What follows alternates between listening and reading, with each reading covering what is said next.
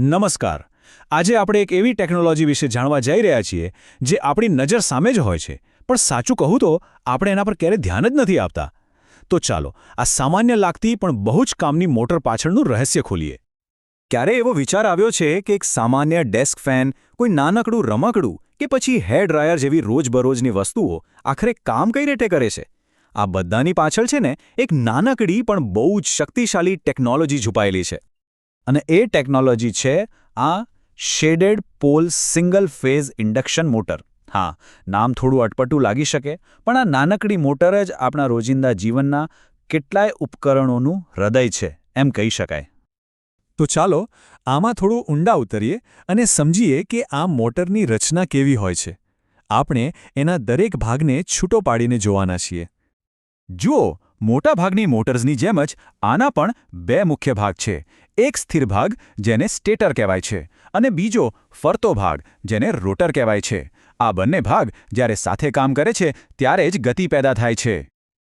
આ ડાયાગ્રામમાં જોઈ શકાય છે કે આ બધા ભાગો કેવી રીતે એકબીજા સાથે જોડાયેલા છે. તો ચાલો આ રચનાને એક પછી એક સમજીએ.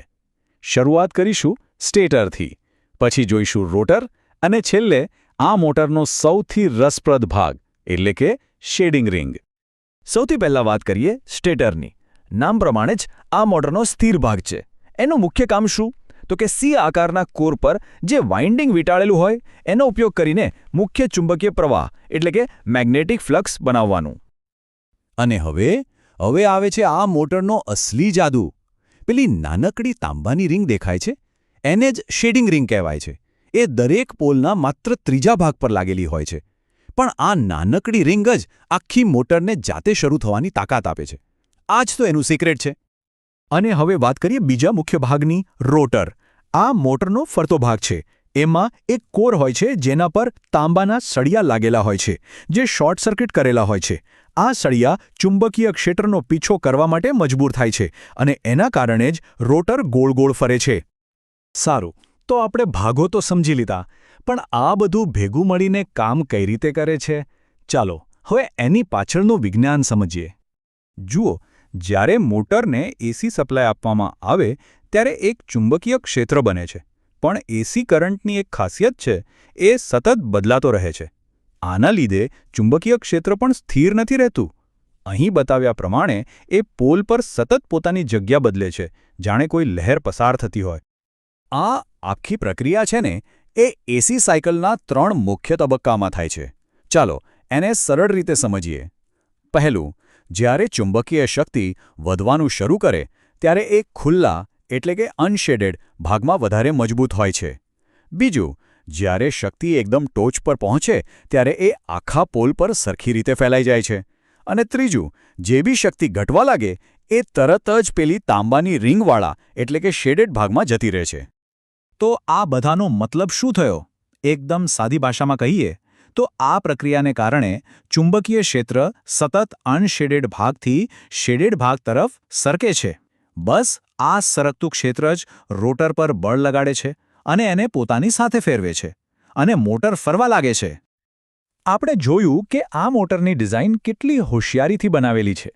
પણ જેમ દરેક ટેકનોલોજીનું હોય છે, એના પણ કેટલાક ફાયદા અને ગેરફાયદા છે. ચાલો એના પર એક નજર કરીએ. તો ફાયદા તો એકદમ સ્પષ્ટ છે. એની બનાવટ બહુ જ સરળ અને મજબૂત છે, એટલે એ જલ્દી ખરાબ નથી થતી. પણ એની કેટલીક નબળાઈઓ પણ છે. એને ચાલુ થવામાં બહુ જોર નથી મળતું, એટલે કે એનો સ્ટાર્ટિંગ ટોર્ક ઓછો છે. સાથે જ એ વીજળીનો બહુ કાર્યક્ષમ રીતે ઉપયોગ નથી કરતી, જેને આપણે ટેકનિકલ ભાષામાં લો પાવર ફેક્ટર અને લો એફિશિયન્સી કહીએ છીએ. એનો સૌથી મોટો ગેરફાયદો એની ઓછી કાર્યક્ષમતા જ છે.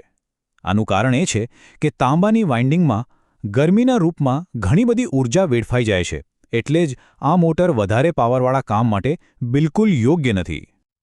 તો પછી સવાલ એ થાય કે આ મોટર વપરાય છે ક્યાં?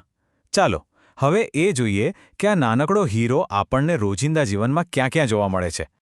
એની ઓછી કિંમત અને ઓછી શક્તિની જરૂરિયાતને કારણે આ મોટર એવા ઉપકરણો માટે એકદમ પરફેક્ટ છે જ્યાં બહુ પાવરની જરૂર ન હોય, જેમ કે બાળકોના રમકડા અને જૂના જમાનાના ટેપ રેકોર્ડરમાં, હેર ડ્રાયર અને નાના પંખા જેવી વસ્તુઓમાં, ફિલ્મ પ્રોજેક્ટર અને દુકાનોમાં ફરતા જાહેરાતના ડિસ્પ્લેમાં પણ આ જ મોટરનો ઉપયોગ થતો હોય છે.